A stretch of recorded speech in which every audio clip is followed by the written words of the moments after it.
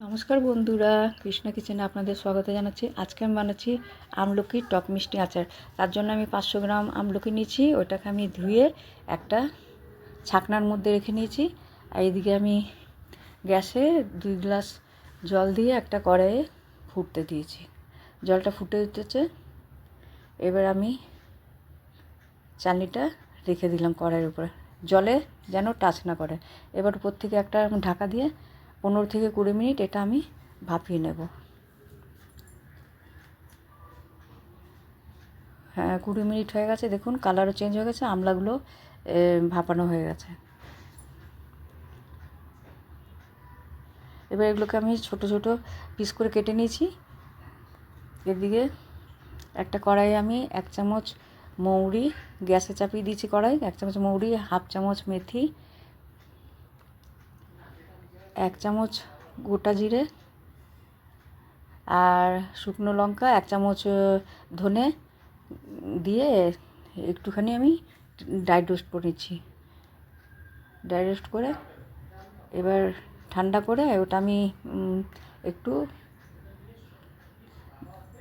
দানা দানা করে একটু মিক্সার জারে পিষে নেবো। এদিকে কড়াই বসিয়ে দিয়েছি গ্যাসে, সরষের তেল দিয়ে দিলাম। এর মধ্যে আমলাগুলো দিয়ে 5 মিনিট ভাজবো। ভেজে এর মধ্যে আমি লবণ আর হলুদ দিচ্ছি। 1 টিস্পুন লবণ দিলাম, হলুদের গুঁড়ো দিচ্ছি 1 টিস্পুন,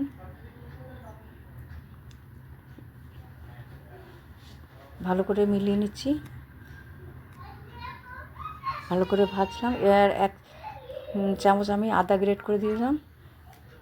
এবার আমি 450 গ্রাম গুড় এর মধ্যে দিয়ে দিলাম। গুড় দিয়ে আমি এটা 10 মিনিট পর্যন্ত এটা ভালো মতো জাল দেব। যতক্ষণ না গুড়টা একটু ঘন হয়ে যায়, একটু চিটচিটে ভাব হবে, ততক্ষণ আমি এটাকে কড়াইয়ের মধ্যে ফুটাবো। এর উপর থেকে একটু আমি বিট লবণ দিয়ে দিলাম, এটা টেস্টটা ভালো হবে।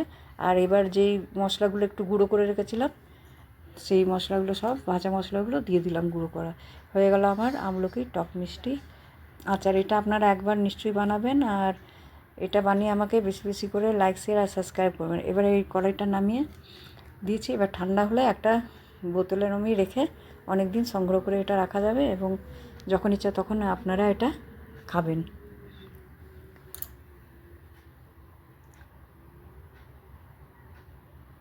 আজকের মতন এখানে আসছি।